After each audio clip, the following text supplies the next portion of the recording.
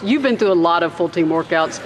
5 newcomers on the floor today. How did the 5 do in your first 1 hour? Anybody can get through an hour practice. 2.5, that challenges them. How'd the new kids do? Oh, they did great. I thought, obviously, everybody starts out good, and by the end, it's really mental. And so you have to mentally stay in it, and it's draining towards the end. But I thought they picked up everything really well, worked hard.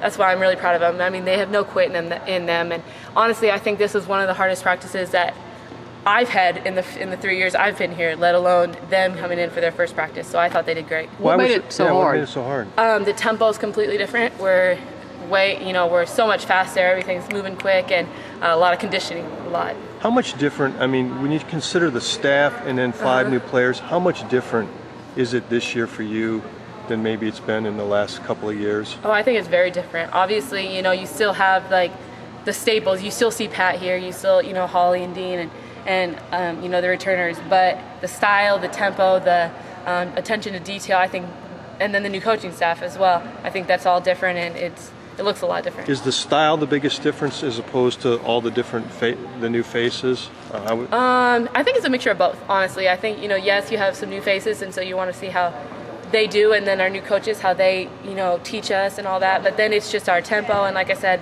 the style that Holly wants to play with, it's different. Do you have a sense yet how this team is going to handle this new style, or are you still wondering about it? Honestly, I have all the confidence in the world in how we're going to pick it up, and we're going to be able to play, the way the coaches want us to play. It's going to take a little adjustment because, we're all new to this. It's not like the veterans know what to expect. Everybody's kind of going through a new stage, and so that's exciting, and I think we're going to be able to pick it up and go forward. Pat Tabor just walked behind you as you were talking. How nice is it to still have her around every day? I love it. Oh, Coach Summitt, just seeing her just makes me smile, and I just get to go in her office, and just the other day I just talked to her for 30 minutes just with her dogs in the office and just talk about life and basketball and whatever. And so that's amazing just to see her dedication and how much she wants to be here. And she was here 6 a.m. in the morning, 5 p.m. at night, it doesn't matter. And so that just brings, such a level of commitment. We see Coach, if she's here and she's here every day putting in the investment into this team, then how much more should we do that for her?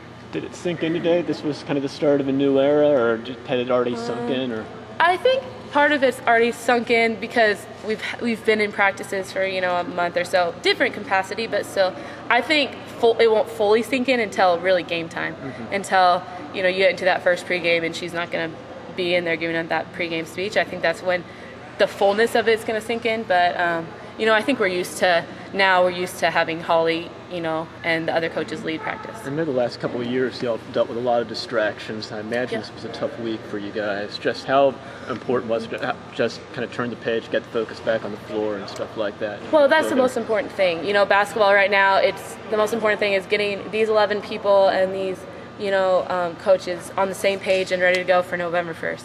That's what we're focusing on. Yes, there's a lot of stuff going around, but Coach Summitt, Coach Warlick, all of us, everyone's invested into this team in this moment. We're not looking at anything else. And so being here on the basketball court is the most important part of our day and putting in the work. So, Tabor, is it sunk in that you're a senior? This is it for you? A little bit. I think everything's going by so fast, and so sometimes I just catch myself just being like, oh my gosh, preseason's almost over for the last time, and this and that. And I think I've also just caught myself being like, every moment, every day, no matter how hard it is, no matter what it looks like, it counts and it makes a difference. And so that's exciting to me, and I think it gives me a sense of urgency as well to know, shoot, I have a time clock and it's running down every single day, and so I got to maximize everything and give everything I can for my team. Also, it's been a few years since y'all been to a Final Four. Obviously, the coaching change and everything. Do y'all go into the season with maybe a little extra to prove because of all the changes and because of all the years, or not? Yeah, I honestly, as a senior, I feel like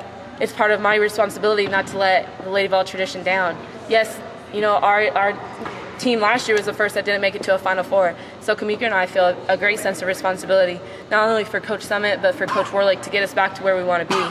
I think for the newcomers, they're just coming in, trying to figure stuff out. But I think the veterans really have that responsibility and sense of urgency. And yes, people don't really expect us to do a lot outside the country. We're not worried about that. We honestly could care less what other people think. We believe in each other. We believe in what we can do, and we want to do it for Lady Vol Nation, past, present, and future. So. Thank you, Tabor. You're welcome.